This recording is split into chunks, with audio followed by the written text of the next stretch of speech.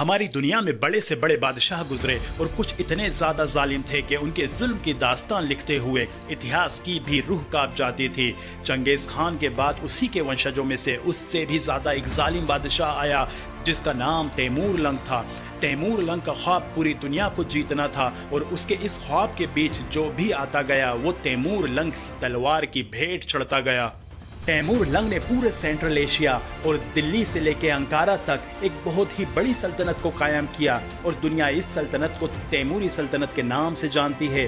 और कहा जाता है कि अपनी इस बड़ी सल्तनत को कायम करने के लिए तैमूर लंग ने करीब 1,70,00,000 लोगों को जान से मार दिया। दुनिया के कई बड़े और छोटे देशों को जीतने के बाद जब तैमूर लंग चाइना को जीतने का प्लान बना रहा था, उसी दौरान उसकी मौत हो जाती है और 1 अप्रैल 1405 को उसे उज़्बेकिस्तान के समरकंद के एक शहर के कब्रिस्तान में दफना दिया जाता है।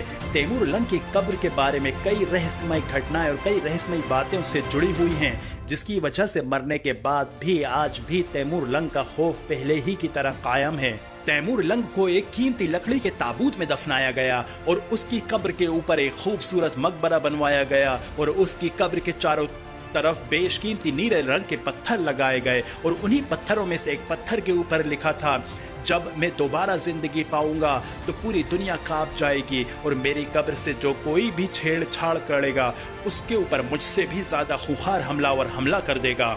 तैमूर लंग की मौत के करीब 350 साल बाद जब उसी की तरह एक ताकतवर बादशाह नादिर शाह ने समरकंद के ऊपर हमला किया तो उसकी कब्र के ऊपर लगे हुए पत्थरों को तोड़ के नादिर शाह अपने साथ ले गया। कहा जाता है कि उसके बाद से नादिर शाह की सल्तनत के ऊपर आफतों का पहाड़ टूटने लगा और उसका एक पोता तो मरने के करीब हो गया।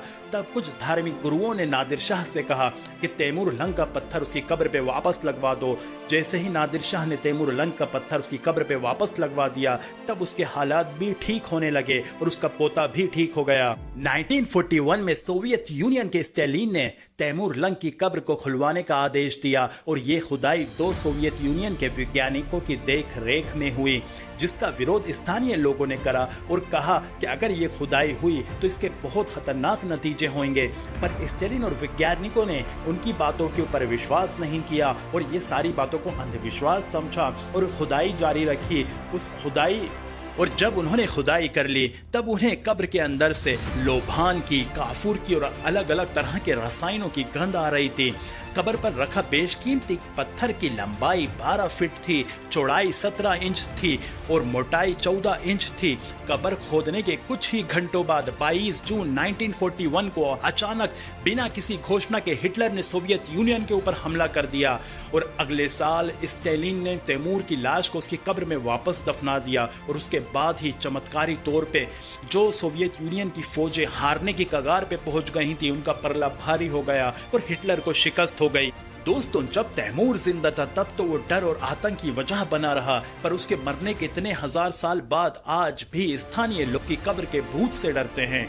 आपको क्या लगता है? कमेंट में जरूर बताइए। क्या ये सिर्फ एक इत्तेफाक है या वाकई आज भी तैमूर का भूत आतंक की वजह बना हुआ है?